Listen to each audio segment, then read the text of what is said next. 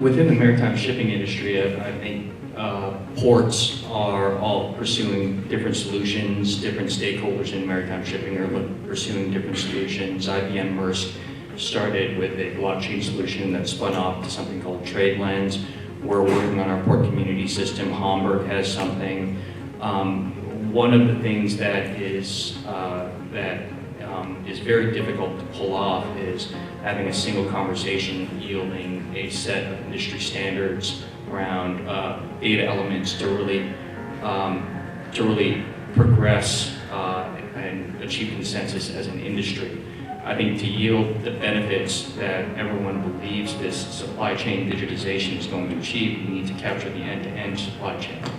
And right now you have different bits and pieces of that supply chain engaging and getting aggressive about digitizing their portion. I wish there was another word than digitizing portion. But you know, there are a few venues for that to occur.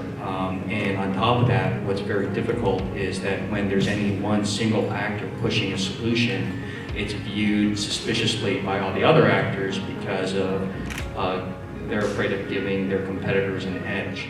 Our solution for ports, you really need a neutral actor to really begin to come in and stitch all these pieces together. And that's on top of what Todd mentioned in terms of getting a culture change within the industry to start using data, the leadership in the industry to start leveraging big data to sustain that transition. I think we have a long way to go between actually valuing the data, integrating, and then actually finally orchestrating it all in a way that yields the value that I think we all think that digitization